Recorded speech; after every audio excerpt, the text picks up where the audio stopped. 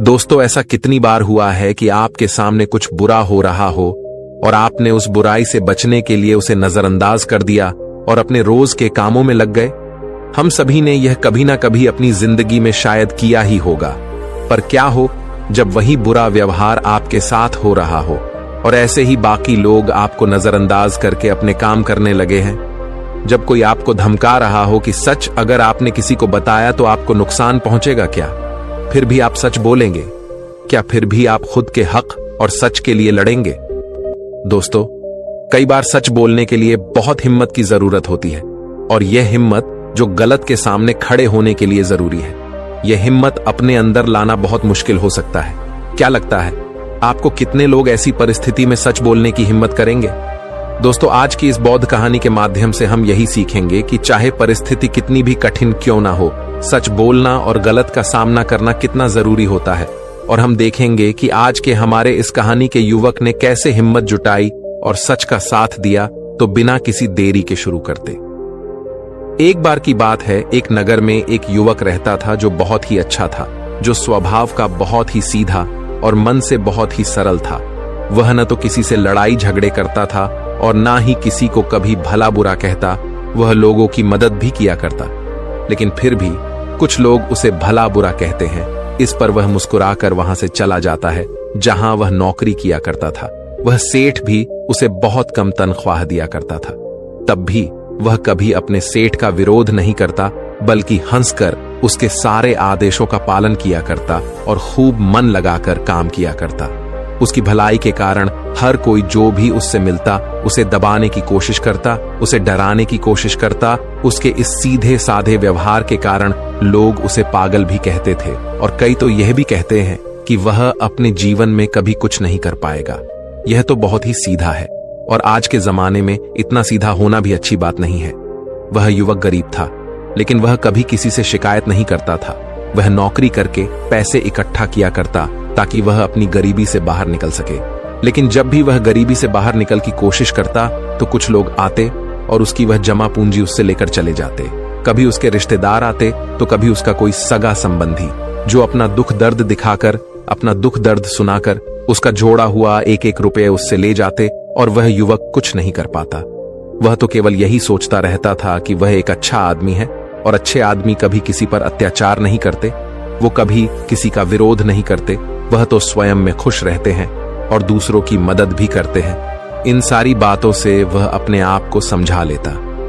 एक दिन की बात है, उसने देखा कि उसका एक मित्र चोरी चाकरी करके, बेईमानी करके, गलत काम करके आज बहुत धनवान बन चुका है और उसके पास अत्यधिक खुशियां हैं, पैसा है और यह समाज उसे सम्मान भी देता है।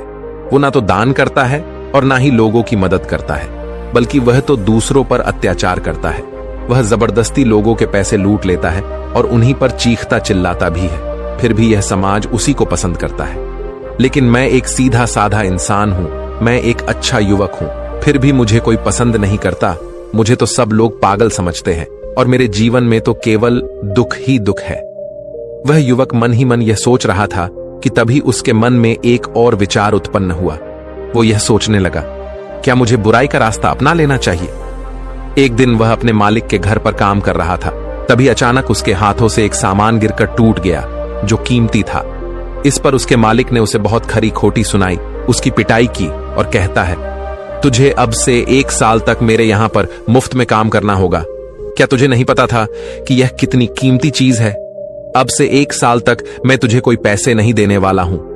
वह युवक रो रहा था, गिड़गिड़ा रहा था, लेकिन उसके मालिक ने उसकी एक नहीं सुनी। वह रोता हुआ अपने घर जा रहा था। उसी रास्ते से एक बौद्ध भिक्षु भी गुजर रहे थे। उन्होंने जब उस युवक के रोने की आवाज सुनी तो वह उस युवक के पास आए और उस युवक से कहते हैं, यह सब कैसे हुआ? तुम्हारे शरीर पर तो बहुत जख्म है, लाओ मैं तुम्हें मरहम लगा देता हूं ताकि तुम्हें कुछ आराम मिल सके। इतना कहकर उन भिक्षु ने युवक के शरीर पर कुछ जड़ी बूटियों का लेप लगाया, जिससे उस युवक को अपने दर्द से थोड़ी राहत मिली। इस पर वह युवक उन बौद्ध भिक्षु से कहता है, हे गुरुवर, आप तो ज्ञानी मालूम पड़ते हैं, क्या आप मेरी एक बात का जवाब देंगे?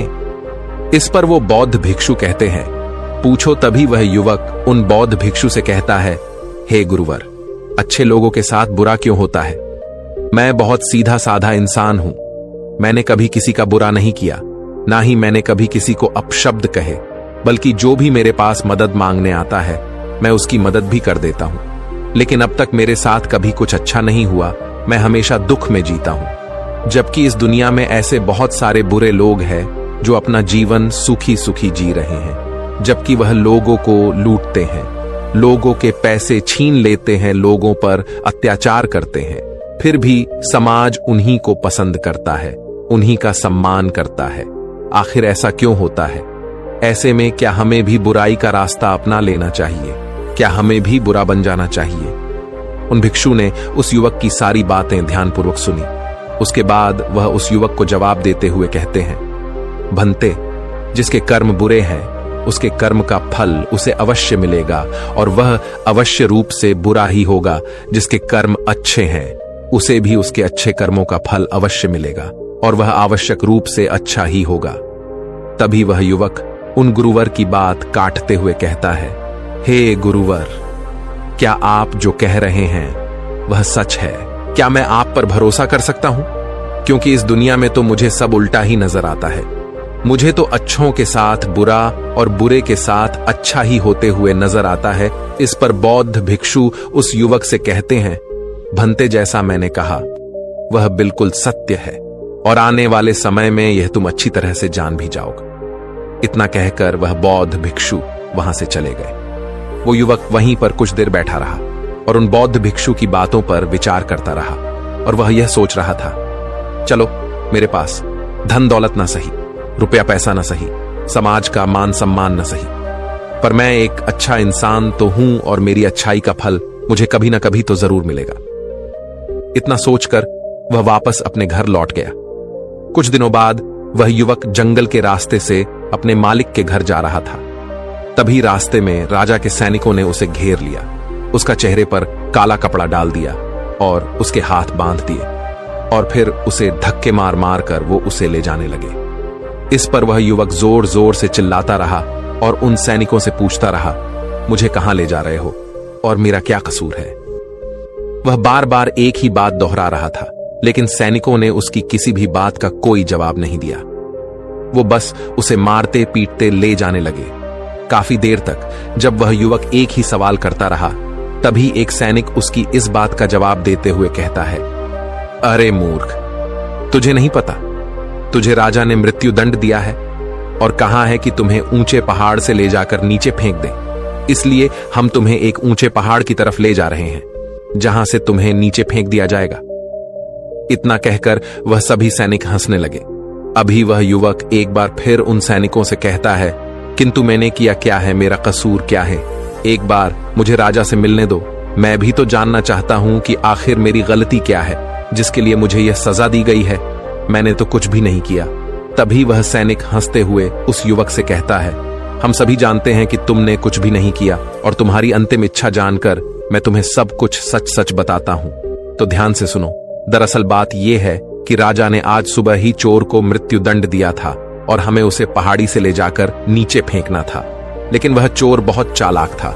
उस चोर ने हमसे कहा कि अगर हम उसे छोड़ देंगे तो वह हम सभी को 1000 सोने के सिक्के देगा। इसलिए हमने उसे छोड़ दिया। लेकिन हमें अपना कर्तव्य भी तो पूरा करना है। राजा के आदेश को तो हमें पूरा करना ही होगा। इसलिए हमें किसी न किसी को तो वहां से फेंकना ही होगा, ताकि राजा तक यह समाचार पहुंच सके कि चोर को मृत्युदंड दिया जा चुका है। इसीलिए हमने तुम्हें पकड़ लिया, और भला तुमसे अच्छा हमें मिल भी कौन सकता है?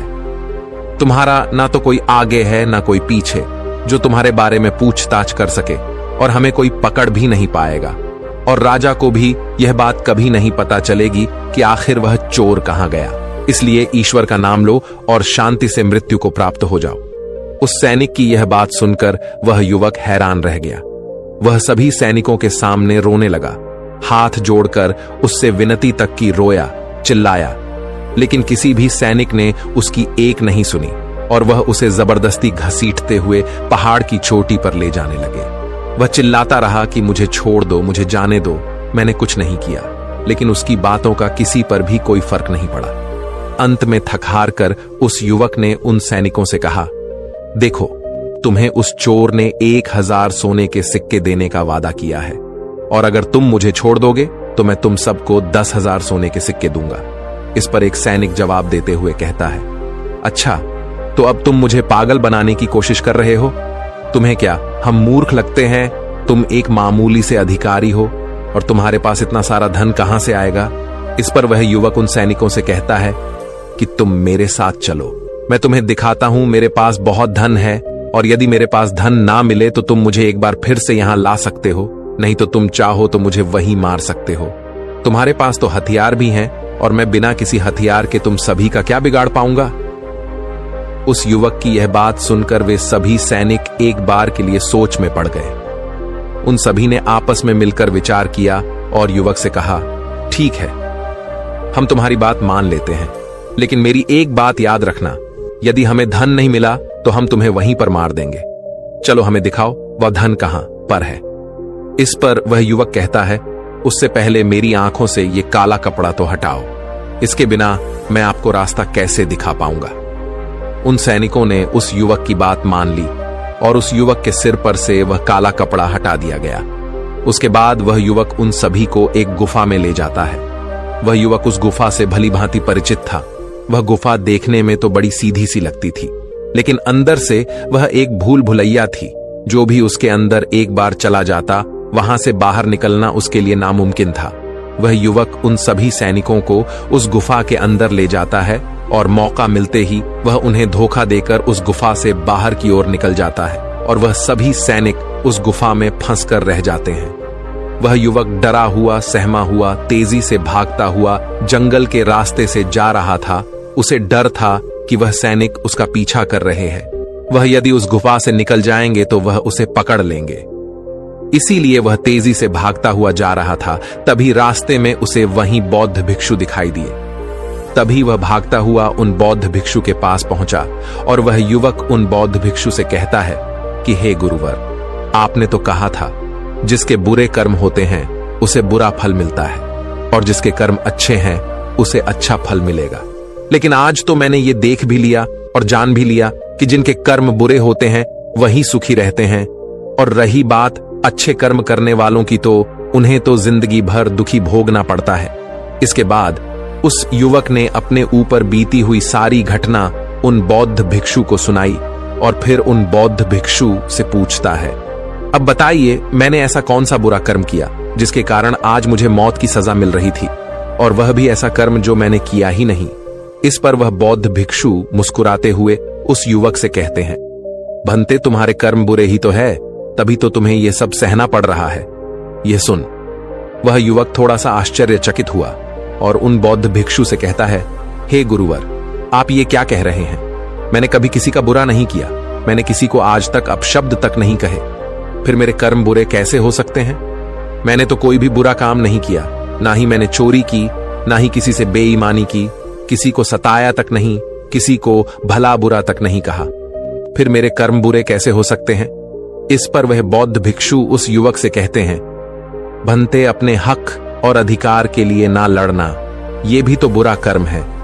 जब तुम पर कोई अत्याचार करता है तुम उसका विरोध नहीं करते, क्या यह बुरा कर्म नहीं है? किसी के साथ अत्याचार ना करना, लेकिन दूसरों के साथ अत्याचार होते हुए देखकर चुप रहना, यह भी तो बुरा कर्म है। सही होते हुए भी चुपचाप रहना, क्या यह बुरा कर्म नहीं है? हम शक्तिहीन हैं, असहाय हैं, हमारी मदद कौन करेगा ये समझकर सत्य के सामने बार बार झुक जाना, क्या यह बुरा कर्म नहीं है? बुराई में सुख है, यह देखना भी एक बुरा कर्म ही तो है। अब मैं तुमसे सवाल करता हूं, बताओ मुझे, इनमें से कौन सा काम ऐसा है जो तुमने अब तक नहीं किया? उन बौद्ध भिक्षु की यह सारी बातें सुनकर वह युवक स्तब्ध रह गया। उसे कुछ भी समझ नहीं आ रहा था कि वह उन बौद्ध भिक्षु के इस प्रश्न का क्या जवाब दें। काफी देर सोच विचार करने के बाद वह उन्हें बौद्ध भिक्षु से कहता है, हे गुरुवर, आप सत्य कहते हैं, ये सारे कर्म मैंने किए हैं और आप सही हैं। ये सारे बुरे कर्म मेरे द्वारा ही किए गए हैं और मैं अपने आप को हमेशा एक अच्छा इंसान मानता था। मैं हमेशा लोगों की मदद करता था, कभी किसी के सामने आवाज नहीं उठाता था और मुझे लगता था कि मैं एक बहुत ही सीधा, सरल और अच्छा व्यक्ति हूं, लेकिन मैं यह नहीं जानता था कि जाने अनजाने में बुरे कर्म कर रहा हूं। आगे वह युवक अपने दोनों हाथ जोड़कर उन गुरुवार से कहता है, हे गुरुवर, अगर यह सारे बुरे कर्म है तो अच्छा कर्म क्या है और अच्छा व्यक्ति कौन होता है? इसका जवाब देते हुए वह बौद्ध भिक्षु उस युवक से कहते हैं, भंते, जो हमेशा सत्य के साथ खड़ा रहता है, जो लोगों की मदद करता है, ईमानदारी से अपना कार्य पूरा करता है, जो विनम्र हैं लेकिन कमजोर नहीं, जो अपने आप पर गर्व कर सकता है लेकिन अहंकार नहीं, जो बुराई को नहीं सह सकता लेकिन अच्छाई के लिए हमेशा प्रयासरत रहता है, जो आलस्य नहीं करता और अपने जीवन को अपने नियंत्रण में रखता है, जो निडर रहता है। तभी वह युवक उन बौद्ध भिक्षु से कहता है, हे गुरुवर, आपने जो कुछ भी कहा वह एकदम सत्य है, लेकिन आप ही बताइए, भला एक गरीब और कमजोर इंसान किसी के सामने कैसे खड़ा हो सकता है, किसी का विरोध कैसे कर सकता है? इस पर वह बौद्ध भिक्षु उस युवक के इस प्रश्न का जवाब देते हुए कहते हैं, भक्त, लगता है तुम भूल गए। अभी कुछ देर पहले ही तुमने उन सैनिकों के सामने खड़े होकर अपनी सूझबूझ से अपना जीवन बचाया है। व्यक्ति को हमेशा अपने मन से शक्तिशाली होना चाहिए, क्योंकि यह जीवन हमेशा नहीं रहता। डरते हुए जीवन जीने से अच्छा है, निर्भय होकर एक दिन खुलकर जी लो। तभी वह युवक उन गुरुवर से कहता है, हे गुरुवर, आपकी सारी बातें सत्य है, लेकिन फिर भी यदि किसी के सर पर मौत मंडरा रही हो तो वह व्यक्ति अपनी जान बचाने के बारे में तो सोचेगा ही, और मैंने भी तो वही किया। लेकिन अब जब मैं आपके सामने खड़ा हूं तो मेरे भीतर वो क्षमता नहीं है, मेरे भीतर वो हिम्मत नहीं है कि मैं किसी का विरोध कर सकूं, किसी के सामने खड़ा हो सकूं। तभी वो बौद्ध भिक्षु मुस्कुराते हुए कहते हैं, तो ठीक है, तुम यहीं पर इंतजार करो, वह सैनिक कभी भी उस गुफा से निकल आएंगे और तुम्हें ढूंढ ही लेंगे, और अवश्य ही वह तुम्हें पकड़कर उस पहाड़ की ऊंचाई से फेंक देंगे और तुम कुछ नहीं कर पाओगे, क्योंकि तुम तो अपने आप को कमजोर समझते हो।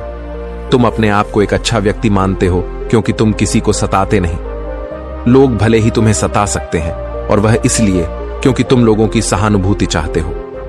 आगे बौद्ध भिक्षु उस युवक से कहते हैं, बेटा, मेरी एक बात हमेशा याद रखना, हमें मजबूत होना चाहिए, सहानुभूति का भूखा नहीं। और यह बात सुना सुनाकर अगर तुम लोगों से सहानुभूति मांगोगे तो तुम्हें सहानुभूति तो बहुत मिलेगी, लेकिन न्याय कभी नहीं मिल पाएगा। और न्याय लेना, न्याय के लिए न लड़ना, अपने ऊपर अन्याय करने जैसा होता है। तभी वह युवक उन बौद्ध भिक्षु से कहता है, हे गुरुवर, आप जो कह रहे हैं वह सत्य है, लेकिन मैं न्याय मांगने किसके पास जाऊं? कौन मेरी सुनेगा? वो बौद्ध भिक्षु जवाब देते हुए कहते हैं, बेटा, तुम राजमहल जा सकते हो और राजा के सामने न्याय की गुहार लगा सकते हो। इस पर वह युवक डरते हुए उन बौद्ध भिक्षु से कहता है, नहीं नहीं गुरुवर, भला राजा के सामने मैं कैसे खड़ा हो पाऊंगा? उनके सामने मेरी क्या औकात? मुझ में इतनी हिम्मत नहीं कि मैं राजा के सामने जाकर खड़ा हो पाऊं। यदि उन्हें क्रोध आ गया तो वो मुझे मृत्यु दंड दे देंगे। तभी वह बौद्ध भिक्षु मुस्कुराते हुए उस युवक से कहते हैं, बेटा, तुम्हें मृत्युदंड तो मिल ही चुका है। भले वो राजा ने ना दिया हो, लेकिन सैनिकों ने तो तुम्हें मृत्युदंड दे ही दिया है। इतना कहकर वह बौद्ध भिक्षु वहां से अपने मार्ग में आगे की ओर चल पड़े। वह युवक वहीं पर खड़े खड़े उन बौद्ध भिक्षु की बातों पर विचार कर रहा था, और फिर तभी अचानक उसे किसी के आने की आवाज सुनाई दी। वह चुपचाप उन झाड़ियों में जाकर छुप गया। रात होने को थी, जिस कारण उन झाड़ियों में किसी को कोई नजर नहीं आया। उस युवक ने रात भर वहीं गुजारी, और वह रात भर केवल यही सोचता रहा कि आखिर वह क्या करे। क्या वह अपना जीवन डर के जिए, या फिर वह वैसे ही बुरा बन जाए जैसे उसके मित्र बन चुके हैं? तब शायद वह अपने प्राण बचा सके। आखिरकार काफी देर सोच विचार करने के बाद उसने यह तय किया कि वह एक अच्छा आदमी बनकर ही रहेगा। अगले दिन सुबह सुबह उसने हिम्मत की और राज दरबार पहुंचा। राज दरबार पहुंचकर उसने राजा से न्याय की गुहार लगाई। दरबार लगा और उस युवक को दरबार में पेश किया गया। राजा ने उस युवक से पूछा, कहो, क्या तकलीफ है? किसने तुम पर अत्याचार किया? इस पर वह युवक उन राजा से कहता है, महाराज, मैं आपको उनके नाम तो बता दूंगा, लेकिन जैसे ही मैं उनके नाम बताऊंगा, यहां खड़े सभी लोग मेरे जानी दुश्मन बन जाएंगे, और हो सकता है वह मुझे यहीं पर मृत्यु के घाट भी उतार दे। राजा उस युवक से कहता है, निसंकोच हो जाओ, ये हमारा देश है, ये हमारा राजमहल है, यहां तुम्हें कोई भी कुछ नहीं कर सकता। तभी वह युवक राजा से कहता है, महाराज, मुझ पर इस राज्य के राजा ने अत्याचार किया है और मैं उसके अत्याचार का शिकार हूं। राजा अपराधी है। इस बात सुनते ही राजदरबार में बैठे हुए सभी लोग अपने आसन पर से खड़े हो गए और सभी ने एक आवाज में कहा, राजन, इसे मृत्यु दंड दे दिया जाए। लेकिन राजा ने उनमें से किसी की भी एक नहीं सुनी। राजा ने कुछ देर के लिए सोच विचार किया और उसके बाद वह राजा कहता है, ठीक है, मैं तुम्हारी बात मानने के लिए तैयार हूं, लेकिन अब मैं चाहता हूं कि तुम अपनी बात स्पष्ट करो। आखिर तुम कहना क्या चाहते हो? यदि तुम्हारी बातों से यह स्पष्ट हो गया कि इस राज्य के राजा ने तुम पर अत्याचार किया है, तो उसे उसकी सजा भी अवश्य मिलेगी और वह सजा भी तुम ही सुनाओ। राजा की यह बात सुनकर राज दरबार में उपस्थित सभी लोग अपने अपने आसन पर बैठ गए और उस युवक की बात सुनने के लिए सभी लोग तैयार हो गए। तभी वह युवक राजा से कहता है राजन, कल सुबह आपने एक चोर को मृत्यु दंड दिया था। आपके सैनिकों ने उस चोर को 1000 सोने के सिक्के लेकर उसे आजाद कर दिया है और उसके बदले उन्होंने मुझे पकड़कर पहाड़ी से फेंकने की कोशिश की, लेकिन जैसे तैसे करके मैं वहां से निकल गया। और ऐसा पहली बार नहीं हुआ, बल्कि ऐसा कई बार हो चुका है और पहले भी कई बार कई गरीब लोगों की मृत्यु इसी प्रकार हुई है। और राजा को लगता है कि राजा ने न्याय किया है, लेकिन वह राजा यह नहीं देखता कि उसके आदेश को पूरा किया जा रहा है या नहीं, क्या उसका न्याय पूरा हो रहा है या नहीं। राजा का किया हुआ न्याय किसी के लिए अन्याय बन रहा है। किसी गरीब के घर का दीपक बुझा दिया जाता है और राजा को इसकी भनक तक नहीं। राजा तो केवल अपने जीवन में मस्त है, उसे अपने महल से बाहर निकलने का समय तक नहीं है। वह बाहर निकलकर आम लोगों से मिलता तक नहीं है, उनकी समस्याओं के बारे में सुनता तक नहीं है। वह तो केवल अपने मंत्रियों और अपने अधिकारियों पर निर्भर रहता है। राजन, मेरा राजा तो मुझसे कभी मिला तक नहीं, वो मुझसे बहुत दूर है और मेरी आवाज भी उस तक कभी नहीं पहुंचती। अगर मैं बाहर खड़े उन पहरेदार को कुछ रुपए पैसे देकर अंदर न आता। उस आदमी की यह बात सुनकर राजदरबार में उपस्थित सभी लोग आश्चर्यचकित रह गए। राजा भी यह बात सुनकर बड़ा अचंभित था। तभी राजा ने मंत्री को आदेश दिया और कहा कि सत्य का पता लगाया जाए। मंत्री ने तुरंत ही राजा के आदेश का पालन किया और गुप्तचरों से पता किया कि आखिर यह जो युवक कह रहा है उसमें कितनी सच्चाई है। कुछ घंटों के बाद मंत्री को यह बात पता चल गई कि जो युवक कह रहा है वह बिल्कुल सत्य है और उसने यह बात आकर राजा को बताई। मंत्री राजा से कहता है, हे राजन, यह युवक जो कह रहा है वह बिल्कुल 100% सत्य है। जिसे चोर को आपने कल मृत्यु दंड दिया था, वह चोर तो बाहर घूम रहा था और हमने उसे एक बार फिर से पकड़ लिया है और उसने यह कबूल भी लिया है कि उसी ने सैनिकों को धन दिया था ताकि वह उसे जाने दे, और जिन सैनिकों ने वह धन लिया था हमने उन सैनिकों को भी गिरफ्तार कर लिया है। तभी राजा मंत्री से कहता है, उन सभी अपराधियों को राज दरबार में पेश किया जाए। राजा के आदेश पर उन सभी अपराधियों को राज दरबार में पेश किया जाता है।